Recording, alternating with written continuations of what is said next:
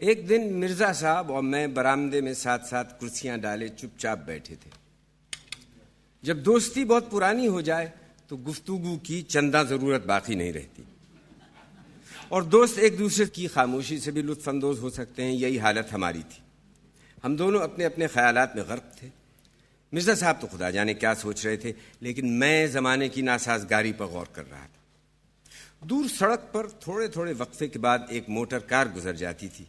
میری طبیعت کچھ ایسی واقع ہوئی ہے کہ میں جب کسی موٹر کار کو دیکھوں مجھے زمانے کی ناسازگاری کا خیال ضرور ستانے لگتا ہے، اور میں کوئی ایسی ترکیب سوچنے لگتا ہوں جس سے دنیا کی تمام دولت سب انسانوں میں برابر تقسیم کی جا سکے۔ اگر میں سڑک پر پیدل جا رہا ہوں اور کوئی موٹر اس ادا سے گزر جائے کہ گرد و غبار میرے پھیپھڑوں، میرے دماغ، میرے معدے تک پہنچ جائے، تو اس دن گھر آ کر میں علم کیمیا کی وہ کتاب نکال لیتا ہوں جو میں نے FA میں پڑھی تھی، اور اس غرض سے اس کا مطالعہ کرنے لگتا ہوں کہ شاید بم بنانے کا کوئی نسخہ ہاتھ آ جائے۔ میں کچھ دیر تک آہیں بھرتا رہا۔ مرزا صاحب نے کچھ توجہ نہ کی۔ آخر میں نے خاموشی کو توڑا اور مرزا سے مخاطب ہو کر بولا، مرزا، ہم میں اور حیوانوں میں کیا فرق ہے؟ مرزا صاحب بولے، بھائی کچھ ہوگا ہی نا آخر۔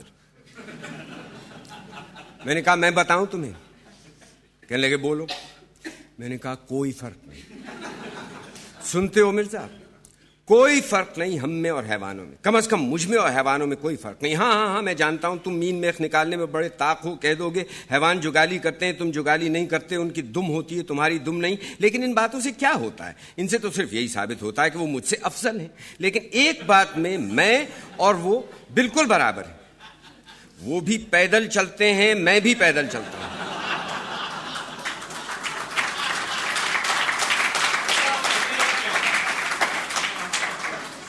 اس کا تمہارے پاس کیا جواب ہے؟ کچھ جواب نہیں، بس چپ ہو جاؤ۔ تم کچھ نہیں کہہ سکتے۔ جب سے میں پیدا ہوا ہوں اس دن سے پیدل چل رہا ہوں۔ پیدل، تم پیدل کے معنی نہیں جانتے۔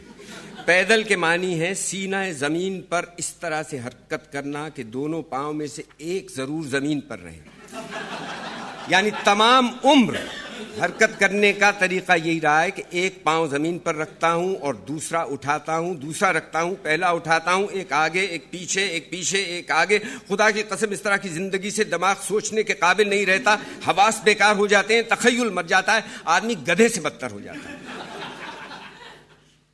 مرزا صاحب میری اس تقریر کے دوران میں کچھ اس بے پرواہی سے سگریٹ پیتے رہے کہ دوستوں کی بے پرواہی پر رونے کو جی چاہتا تھا۔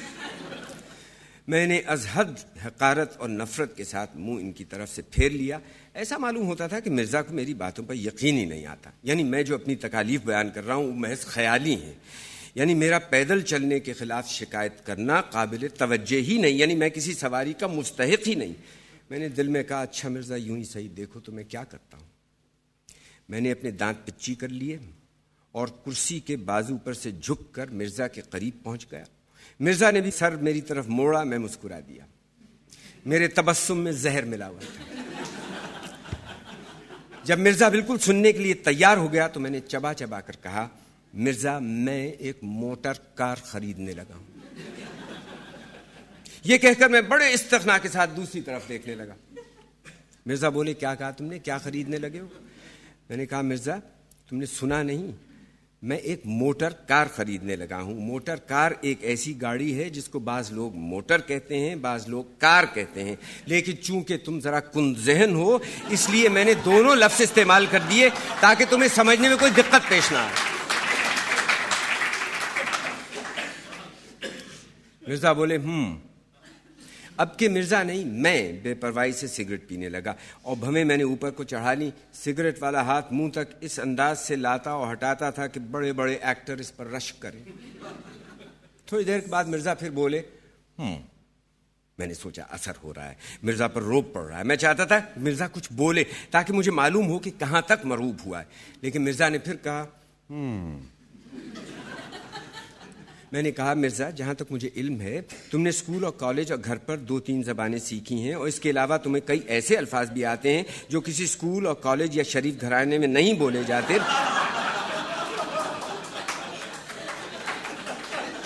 پھر بھی اس وقت تمہارا کلام سے آگے نہیں بڑھتا. تم جلتے ہو مرزا. اس وقت تمہاری جو ذہنی کیفیت ہے اس کو عربی زبان میں حسد کہتے ہیں. مرزا صاحب کہنے لگے نہیں یہ بات تو نہیں, میں تو صرف خریدنے کے لفظ پر غور کر رہا ہوں.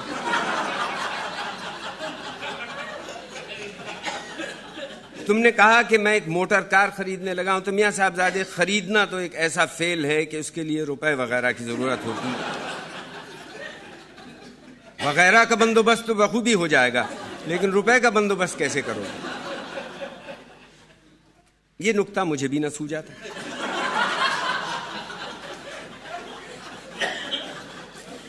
لیکن میں نے ہمت نہ ہاری. میں نے کہا میں اپنی کئی قیمتی اشیاء بیچ سکتا ہوں.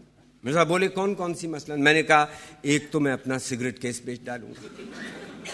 مرزا کہنے لگے چلو 10 آنے تو یہ ہو گئے, باقی 2,500-3 ہزار کا بھی انتظام ہو جائے گا.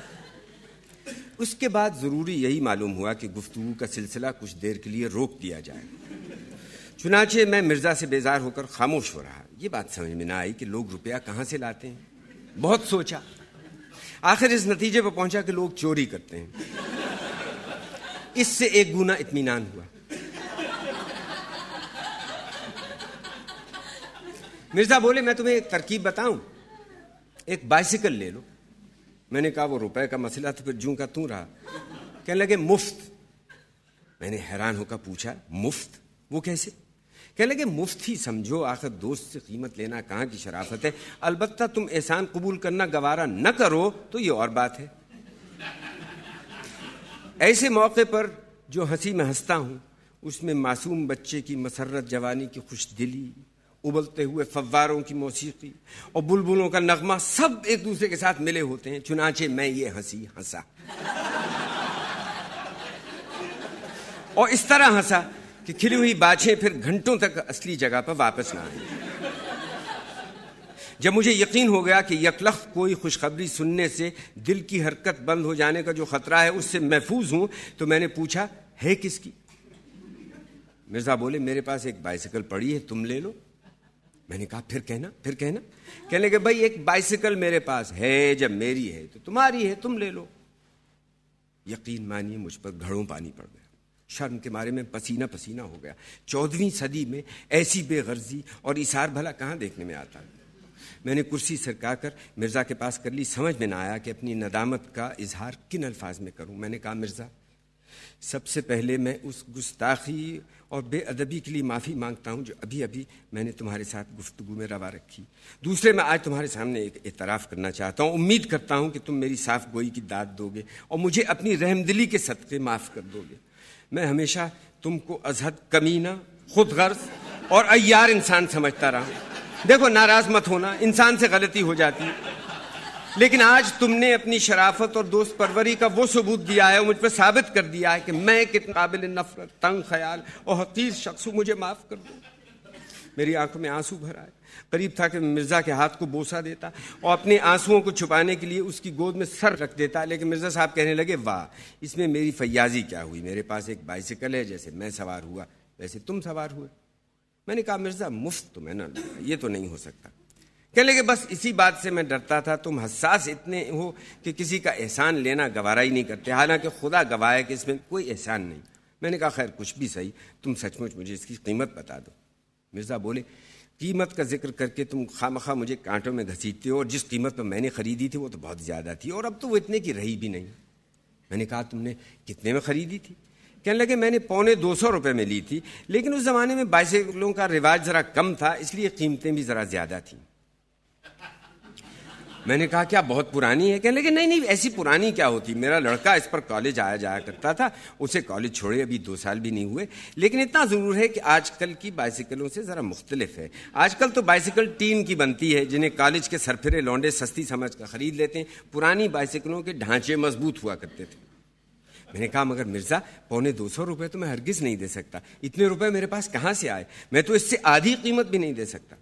کہنے لگے بھائی میں تم سے پوری قیمت تھوڑی مانگتا ہوں, اول تو قیمت لینا ہی نہیں چاہتا, لیکن میں نے کہا نہیں مرزا قیمت تو تمہیں لینی پڑے گی. اچھا تم یوں کرو, میں کچھ روپے تمہاری جیب میں ڈال دیتا ہوں, تم گھر جا کے گن لینا, اگر تمہیں منظور ہوئے تو کل بائسیکل بھیج دینا, ورنہ روپے واپس کر دینا.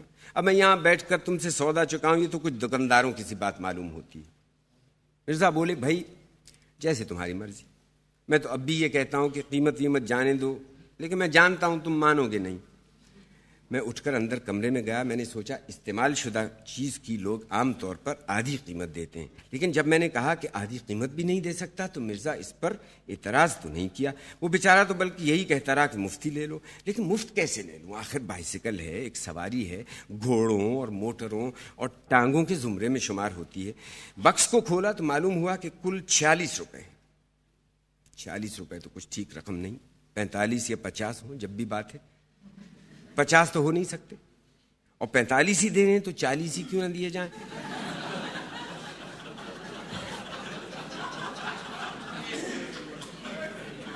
جن رقموں کے آخر میں صفر آتا ہے وہ رقمیں کچھ زیادہ معقول معلوم ہوتی ہیں. باہر آیا, 40 روپے مٹھی میں بند کر کے میں نے مرزا کی جیب میں ڈال دیے. مرزا سے میں نے کہا دیکھو اس کو قیمت مت سمجھنا, لیکن اگر ایک مفلس دوست کی حقیر سی رقم منظور کرنا تمہیں اپنی توہین معلوم نہ ہو تو کل بائسیکل بھجوا دینا. مرزا سب چلنے لگے تو میں نے پھر کہا مرزا کل ضرور صبح بھجوا دینا, رخصت ہونے سے پہلے. پھر ایک دفعہ میں نے کہا بھائی کل صبح 8-9 بجے تک ہیں, دیر نہ کرنا, اور دیکھو میرے تھوڑے سے روپوں کو بھی زیادہ سمجھنا, اور خدا حافظ, اور تمہارا بہت بہت شکریہ, میں بہت ممنون ہوں, اور میری گستاخی کو معاف کر دینا, اور دیکھو کبھی کبھی یوں بے تکلفی میں. اچھا صبح 8-9 بجے تک ہیں ضرور, خدا حافظ. رات کو بستر پر لیٹا تو بائسیکل پر سیر کرنے کے مختلف پروگرام تجویز کرتا رہا. یہ ارادہ تو پختہ کر لیا تھا کہ 2-3 دن کے اندر شہر کی تمام تاریخی عمارات کو نئے سرے سے دیکھ ڈالوں گا. اس کے بعد اگلے گرمی کے موسم میں ہو سکا تو بائسیکل پر کشمیر وغیرہ کی سیر کروں گا. صبح ہر روز نہر تک جایا کروں گا, شام کو ٹھنڈی سڑک پر جہاں اور لوگ سیر کو نکلیں گے میں بھی سڑک کی صاف شفاف سطح پر ہلکے ہلکے خاموشی کے ساتھ ہاتھی دانت کی ایک گیند کی مانند نکل جاؤں گا. ڈوبتے ہوئے آفتاب کی روشنی بائسیکل کے ہینڈل پر اور چمکیلے حصوں پر پڑے گی تو بائسیکل جگمگا اٹھے گی, اور ایسا معلوم ہوگا کہ ایک راج ہنس زمین کے ساتھ ساتھ اڑ رہا ہے. وہ مسکراہٹ جس کا میں نے پہلے ذکر کیا وہ ابھی تک میرے ہونٹوں پر کھیل رہی تھی. بارہا دل چاہا کہ ابھی جاؤں اور اسی وقت مرزا کو گلے لگا. رات کو خواب میں بھی دعائیں مانگتا رہا. صبح اٹھا تو اٹھتے کے ساتھ ہی نوکر نے خوشخبری سنائی کہ حضور وہ بائسیکل آ گئی. میں نے کہا اتنی سویرے؟ نوکر نے کہا وہ تو رات ہی کو آ گئی تھی, آپ سو گئے تھے, میں نے جگانا مناسب نہ سمجھا. اور ساتھ ہی مرزا صاحب کا آدمی ڈبریاں کسنے کا ایک اوزار بھی دے گیا. میں حیران تو ہوا کہ مرزا صاحب نے سائیکل بھجوانے میں اس قدر عجلت سے کیوں کام لیا, لیکن اس نتیجے پر پہنچا کہ آدمی نہایت شریف اور دیانتدار ہیں. روپے لے لیے تھے تو بائسیکل کیوں روک رکھتے. نوکر سے کہا دیکھو یہ اوزار یہیں چھوڑ جاؤ, اور دیکھو بائسیکل کو کسی کپڑے سے خوب اچھی طرح جھاڑو, اور یہ موڑ پر جو بائسیکلوں والا بیٹھتا ہے اس سے جا کر بائسیکل میں ڈالنے کا تیل لے آؤ. اور دیکھو بھاگا کہاں جا رہا ہے, ابے ہم ضروری بات تم سے کہنا چاہتے ہیں, بائسیکل والے سے تیل کی ایک کپی بھی لانا, اور جہاں جہاں تیل دینے کی جگہ ہے وہاں تیل دے دینا, اور بائسیکلوں والے سے کہنا کہ کوئی گھٹیا سا تیل نہ دے دے جس سے تمام پرزے ہی خراب ہو جائیں. بائسیکل کے پرزے بڑے نازک ہوتے ہیں. اور بائسیکل باہر نکال کر رکھو, ہم ابھی کپڑے پہن کر آتے ہیں, ہم ذرا سیر کو جا رہے ہیں. اور دیکھو صاف کر دینا, اور بہت زور زور سے کپڑا مت رگڑنا, بائسیکل کا پالش گھس جاتا ہے. جلدی جلدی چائے پی, غسل خانے میں بڑے جوش و خروش کے ساتھ چل چل چمیلی باغ میں گاتا رہا. اس کے بعد کپڑے بدلے, اوزار کو جیب میں ڈالا اور کمرے سے باہر نکلا. برآمدے میں آیا تو برآمدے کے ساتھ ہی ایک عجیب و غریب مشین نظر پڑی. ٹھیک طرح پہچان نہ سکا کہ یہ کیا چیز ہے. نوکر سے پوچھا کیوں بھائی یہ کیا چیز ہے. بولا حضور یہ بائسیکل ہے. میں نے کہا بائسیکل؟ کس کی بائسیکل؟ کہنے لگا مرزا صاحب نے بھجوائی آپ کے لیے. میں نے کہا اور جو بائسیکل رات کو انہوں نے بھیجی تھی وہ کہاں گئی؟ کہنے لگا یہی تو ہے. میں نے کہا کیا بکتا ہے, جو بائسیکل مرزا صاحب نے کل رات کو بھیجی تھی وہ بائسیکل یہی ہے؟ کہنے لگا جی ہاں. میں نے کہا اچھا, اور پھر اسے دیکھنے لگا. رفتہ رفتہ میں اس چیز کے قریب آیا جس کو میرا نوکر بائسیکل بتا رہا تھا. اس کے مختلف پرزوں پر غور کیا, اتنا تو ثابت ہو گیا کہ بائسیکل ہے. لیکن حیرت سے یہ صاف ظاہر تھا کہ کل اور چرخہ اور اس طرح کی اور ایجادات سے پہلے کی بنی ہوئی ہے.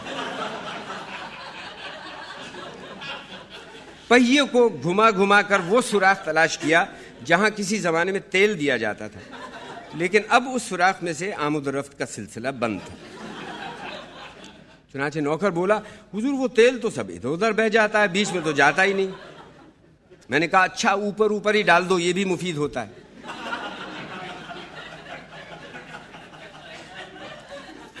آخرکار بائسیکل پر سوار ہوا. پہلا ہی پاؤں چلایا تو ایسا معلوم ہوا جیسے کوئی مردہ اپنی ہڈیاں چٹکھا چٹکھا کر اپنی مرضی کے خلاف زندہ ہو رہا ہے. گھر سے نکلتے ہی کچھ تھوڑی سی اترائی تھی، اس پر بائسیکل خود بخود چلنے لگی، لیکن اس رفتار سے جیسے تارکول زمین پر بہتا ہے. اور ساتھ ہی مختلف حصوں سے طرح طرح کی آوازیں برآمد ہونی شروع ہوئیں. ان آوازوں کے مختلف گروہ تھے. چیں چاں چوں قسم کی آوازیں زیادہ تر گدی کے نیچے اور پچھلے پہیے سے نکلتی تھیں. کھٹ کھڑ کے قبیل کی آوازیں مڈ گارڈوں سے آتی تھیں، اور چرخ چر کے سر زنجیر اور پیڈل سے نکلتے تھے. زنجیر ڈھیلی تھی، جب کبھی پیڈل پر زور ڈالتا زنجیر میں ایک انگڑائی سی پیدا ہوتی تھی جس سے وہ تن جاتی تھی اور چڑ چڑ بولنے لگتی تھی، پھر ڈھیلی ہو جاتی تھی. پچھلا پہیا گھومنے کے علاوہ جھومتا بھی تھا.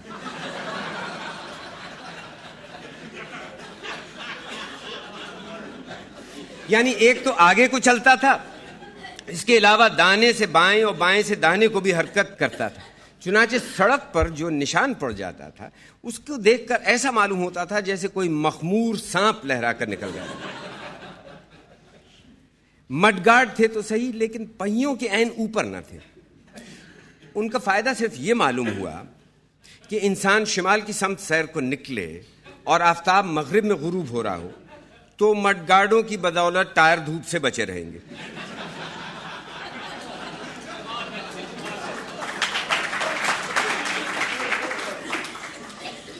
اگلے پہیے کے ٹائر میں ایک بڑا سا پیوند لگا تھا، جس کی وجہ سے پہیا ہر چکر میں ایک دفعہ لمحے بھر کو زور سے اوپر اٹھ جاتا تھا اور میرا سر پیچھے کو یوں جھٹکے کھا رہا تھا جیسے کوئی متواتر ٹھوڑی کے نیچے مکے مار رہا ہے. پچھلے اور اگلے پہیوں کو ملا کے جو آوازیں نکل رہی تھیں ان سے فضا میں ایک بھونچال سا آ گیا. بائسیکل کے کئی پرزے جو اب تک سو رہے تھے بیدار ہو کر گویا ہوئے. ادھر ادھر کے لوگ چونکے، ماں نے اپنے بچوں کو سینے سے لگا لیا. کھڑ کھڑ کے بیچ میں پہیوں کی آواز جدا سنائی دے رہی تھی، لیکن چونکہ بائسیکل اب پہلے سے تیز تھی اس لیے چوں چوں پھٹ کی آواز نے اب چچوں پھٹ چچوں پھٹ چچوں پھٹ کی صورت اختیار کر لی.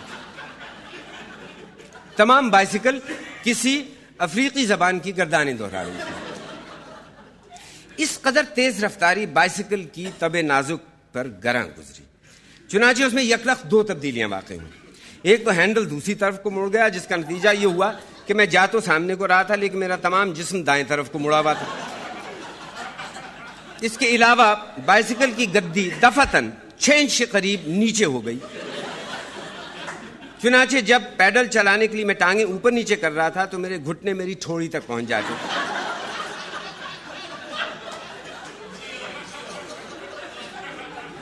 کمر دوری ہو کر باہر نکلی ہوئی تھی اور ساتھ ہی اگلے پہیے کی اٹکیلیوں کی وجہ سے سر برابر جھٹکے کھا رہا تھا. گدی کا نیچا ہونا ازحد تکلیف دہ ثابت ہوا، اس لیے میں نے مناسب یہی سمجھا کہ اس کو ٹھیک کر لوں. چنانچہ میں نے بائسیکل کو ٹھہرا لیا اور نیچے اترا. بائسیکل کے ٹھہر جانے سے یکلخت جیسے دنیا میں ایک خاموشی سی چھا گئی. جیب سے میں نے اوزار نکالا، گدی کو اونچا کیا، کچھ ہینڈل کو ٹھیک کیا اور دوبارہ سوار ہو گیا. 10 قدم بھی چلنے نہ پایا تھا کہ اب ہینڈل یکلخت نیچا ہو گیا، اتنا کہ گدی اب ہینڈل سے کوئی فٹ بھر اونچی تھی. میرا تمام جسم آگے کو جھکا ہوا تھا اور تمام بوجھ دونوں ہاتھوں پر تھا جو ہینڈل پر رکھے تھے اور برابر جھٹکے کھا رہے تھے. آپ میری حالت کو تصور کریں تو آپ کو معلوم ہوگا کہ میں دور سے ایسا معلوم ہو رہا تھا جیسے کوئی عورت آٹا گوندھ رہی ہے.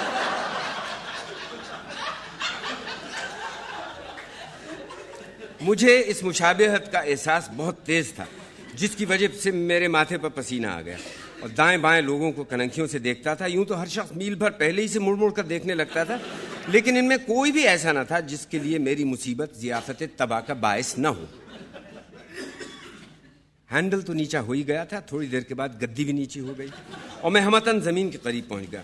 ایک لڑکے نے آواز دی, دیکھو یہ آدمی کیا کر رہا ہے. گویا اس بدتمیز کے نزدیک میں کوئی کرتب دکھا رہا تھا. میں نے اتر کر پھر ہینڈل اور گدی کو اونچا کیا, لیکن تھوڑی دیر کے بعد ان میں سے ایک نہ ایک پھر نیچا ہو جاتا. وہ لمحے جن کے دوران میرا ہاتھ اور میرا جسم برابر ایک ہی بلندی پر واقع ہوں بہت ہی کم تھے, اور ان میں بھی میں یہی سوچتا تھا کہ اب کہ گدی پہلے بیٹھے گی یا ہینڈل. چنانچہ نڈر ہو کر نہ بیٹھتا. جب 2 میل گزر گئے اور بائسیکل کی اٹھک بیٹھک نے ایک مقرر باقاعدگی کی صورت اختیار کر لی تو فیصلہ کیا کہ کسی مستری سے پیچ کسوا لینے چاہیے. چنانچہ میں بائسیکل کو ایک دکان پر لے گیا. بائسیکل کی کھڑ کھڑ سے جتنے لوگ کام کر رہے تھے سب کے سب سر اٹھا کر میری طرف دیکھنے لگے, لیکن میں نے جی کڑا کر کے کہا, ذرا اس کی مرمت کر دیجیے. ایک مستری آگے بڑھا. لوہے کی ایک سلاخ اس کے ہاتھ میں تھی. اس نے مختلف حصوں کو بڑی بے دردی کے ساتھ ٹھوک بجا کر دیکھا. معلوم ہوتا تھا کہ اس نے بڑی تیزی کے ساتھ سب حالات کا جائزہ لگا لیا. پھر مجھ سے پوچھنے لگا, کس کس پرزے کی مرمت کرائیے گا. میں نے کہا, بڑے گستاخ ہو تم, دیکھتے نہیں کہ صرف ہینڈل اور گدی کو ذرا اونچا کروا کے کسوانا ہے بس, اور کیا. اور مہربانی کر کے فوراً ٹھیک کر دو اور بتاؤ کتنے پیسے ہوں گے. مستری کہنے لگا, مڈ گارڈ بھی ٹھیک نہ کر دوں. میں نے کہا ہاں وہ بھی کر دو. کہنے لگا, باقی چیزیں بھی ٹھیک کرانے تو اچھا ہو. میں نے کہا اچھا کر دو. بولا, یوں تھوڑی ہو سکتا ہے, 10-15 دن کا کام ہے, آپ اسے یہاں ہمارے پاس چھوڑ جائیے. میں نے کہا, پیسے کتنے لوگے. کہنے لگا, بس 40 روپے لوں گا. ہم نے کہا, بس جی بس, جو کام تم سے کہا ہے وہ کرو اور باقی ہمارے معاملات میں دخل مت دو. تھوڑی دیر کے بعد ہینڈل اور گدی پھر اونچی کر کے کس دی گئی. میں چلنے لگا تو مستری نے کہا, میں نے کس تو دیا ہے لیکن پیش سب گھسے ہوئے ہیں, تھوڑی دیر میں پھر ڈھیلے ہو جائیں گے. میں نے کہا, بدتمیز کہیں گا, تو دعا نے پیسے مفت میں لیے. بولا, جناب آپ کو بائسیکل بھی تو مفت میں ملی ہوگی. یہ آپ کے دوست مرزا صاحب کی ہے نا. للو, یہ وہی بائسیکل جو پچھلے سال مرزا صاحب یہاں بیچنے کو لائے تھے, پہچانی تم نے. بھائی صدیاں گزر گئیں لیکن بائسیکل کی خطا معاف ہونے میں نہیں آتی. میں نے کہا, واہ, مرزا صاحب کے لڑکے اس پر کالج آیا جایا کرتے تھے اور ان کو ابھی کالج چھوڑے 2 سال بھی نہیں ہوئے. مستری نے کہا, ہاں وہ تو ٹھیک ہے, لیکن مرزا صاحب خود جب کالج میں پڑھتے تھے تو ان کے پاس بھی تو یہی سائیکل تھی. میری طبیعت یہ سن کر کچھ مردہ سی ہو گئی. میں بائسیکل کو ساتھ لیے آہستہ آہستہ پیدل چل پڑا. لیکن پیدل چلنا بھی مشکل تھا. اس بائسیکل کے چلانے میں ایسے ایسے پٹھوں پر زور پڑتا تھا جو عام بائسیکلوں کے چلانے میں نہیں آتا. اس لیے ٹانگوں اور کندھوں اور کمر اور بازوؤں میں جا بجا درد ہو رہا تھا. مرزا کا خیال رہ رہ کر آتا, لیکن میں ہر بار کوشش کر کے اسے دل سے ہٹا دیتا, ورنہ میں پاگل ہو جاتا. اور جنون کی حالت میں پہلی حرکت مجھ سے یہ سرزد ہوتی کہ مرزا کے مکان کے سامنے بازار میں ایک جلسہ منعقد کرتا جس میں مرزا کی مکاری, بے ایمانی اور دغابازی پر ایک طویل تقریر کرتا, کل بنی نوع انسان اور آئندہ آنے والی نسلوں کو مرزا کی ناپاک فطرت سے آگاہ کرتا, اور اس کے بعد ایک چتا جلا کر اس میں زندہ جل جاتا. میں نے بہتر یہی سمجھا کہ جس طرح ہو سکے اب اس بائسیکل کو اونے پونے داموں میں بیچ کر جو وصول ہوا اسی پر صبر شکر کروں. بلا سے 10-15 روپے کا خسارہ صحیح, 40 کے 40 روپے ضائع تو نہ ہوں گے. راستے میں بائسیکلوں کی ایک دکان آئی, وہاں ٹھہر گیا. دکاندار بڑھ کر میرے پاس آیا, لیکن میری زبان کو جیسے قفل لگ گیا. عمر بھر کسی چیز کو بیچنے کی نوبت نہ آئی تھی. مجھے یہ بھی معلوم نہیں کہ ایسے موقع پر کیا کہتے ہیں. آخر بڑے سوچ بچار اور بڑے تأمل کے بعد منہ سے صرف اتنا نکلا, یہ بائسیکل ہے. دکاندار کہنے لگا, پھر. میں نے کہا, لوگے. کہنے لگا, کیا مطلب. میں نے کہا, بیچتے ہیں ہم. دکاندار نے مجھے ایسی نظر سے دیکھا کہ مجھے یہ محسوس ہوا کہ مجھ پر چوری کا شبہ کر رہا ہے. پھر بائسیکل کو دیکھا, پھر مجھے دیکھا, پھر بائسیکل کو دیکھا. ایسا معلوم ہوتا تھا کہ یہ فیصلہ نہیں کر سکتا کہ آدمی کون سا ہے اور بائسیکل کون سا ہے. آخرکار بولا, کیا کریں گے آپ اس کو بیچ کر. ایسے سوالوں کا خدا جانے کیا جواب ہوتا ہے. میں نے کہا, کیا تم یہ پوچھنا چاہتے ہو کہ جو روپے مجھے وصول ہوں گے ان کا مصرف کیا ہوگا. کہنے لگا, وہ تو ٹھیک ہے, مگر کوئی کیا کرے گا اس کو لے کر. میں نے کہا, اس پر چڑھے گا اور کیا کرے گا. کہنے لگا, اچھا. چڑھ گیا. پھر. میں نے کہا, پھر کیا, پھر چلائے گا اور کیا. دکاندار بولا, اچھا خدا بخش ذرا یہاں آنا, یہ بائسیکل بکنے آئی ہے. جن حضرت کا اس میں گرامی خدا بخش تھا, انہوں نے بائسیکل کو دور ہی سے یوں دیکھا جیسے بو سونگھ رہے ہوں. اس کے بعد دونوں نے آپس میں مشورہ کیا. آخر وہ جن کا نام خدا بخش نہیں تھا میرے پاس آئے اور کہنے لگے تو آپ سچ مچ اسے بیچ رہے ہیں؟ میں نے کہا تو اور کیا, محض آپ سے ہم کلام ہونے کا فخر حاصل کرنے کے لیے گھر سے یہ بہانہ تلاش کر کے لایا تھا. کہنے لگا تو کیا لیں گے آپ؟ میں نے کہا تم ہی بتاؤ. کہنے لگا سچ مچ بتاؤں؟ میں نے کہا ہاں. کہنے لگا 3 روپے دوں گا اس کے. میرا خون کھول اٹھا اور میرے ہاتھ پاؤں اور ہونٹ غصے کے مارے کانپنے لگے. میں نے کہا اوہ صنعت و حرفت سے پیٹ پالنے والے نچلے طبقے کے انسان, مجھے اپنی توہین کی پرواہ نہیں, لیکن تو نے اپنی بیہودہ گفتاری سے اس بے زبان چیز کو جو صدمہ پہنچایا ہے, اس کے لیے میں تجھے قیامت تک معاف نہیں کر سکتا. یہ کہہ کے میں بائسیکل پر سوار ہو گیا اور اندھا دھند چلانے لگا. مشکل سے 20 قدم گیا ہوں گا, مجھے ایسے معلوم ہوا جیسے زمین یکلخت اچھل کے مجھ سے آ لگی ہے. آسمان میرے سر پہ سے ہٹ کے میری ٹانگوں کے بیچ میں سے گزر گیا اور ادھر ادھر کی عمارتوں نے ایک دوسرے کے ساتھ اپنی اپنی جگہ بدل لی.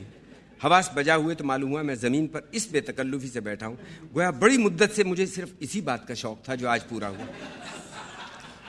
ارد گرد کچھ لوگ تھے جن میں اکثر ہنس رہے تھے. سامنے وہ دکان تھی جہاں ابھی میں نے اپنی ناکام گفت و شنید کا سلسلہ منقطع کیا تھا.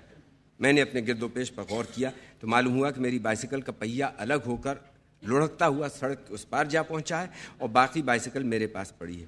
میں نے فوراً اپنے آپ کو سنبھالا. جو پہیہ الگ ہو گیا تھا اس کو ایک ہاتھ میں اٹھایا, دوسرے ہاتھ میں باقی باندھا بائسیکل اور چل کھڑا ہوا. یہ محض ایک اضطراری حرکت تھی, ورنہ حاشا وکلا مجھے وہ بائسیکل ہرگز اتنی عزیز نہ تھی کہ میں اس حالت میں اس کو ساتھ لیے پھرتا.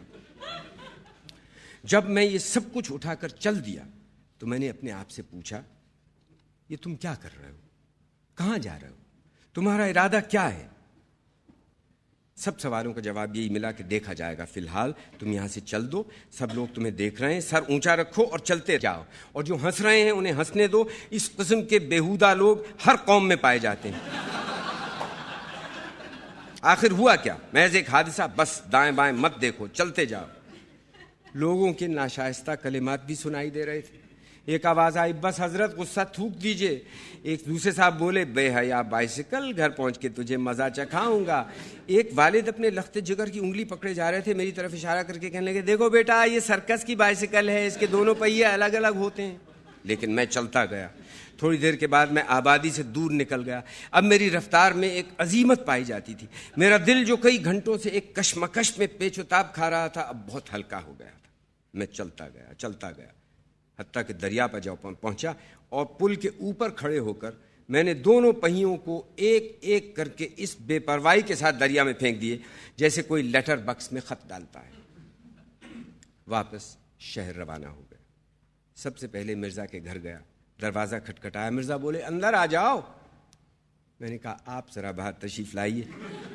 میں آپ جیسے خدا رسیدہ بزرگ کے گھر میں وضو کیے بغیر کیسے داخل ہو سکتا ہوں؟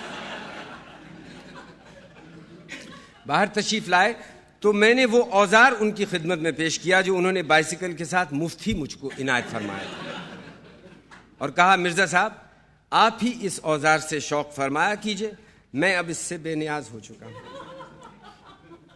گھر پہنچ کر میں نے پھر علم کیمیا کی اس کتاب کا مطالعہ شروع کیا جو میں نے FA میں پڑھی تھی.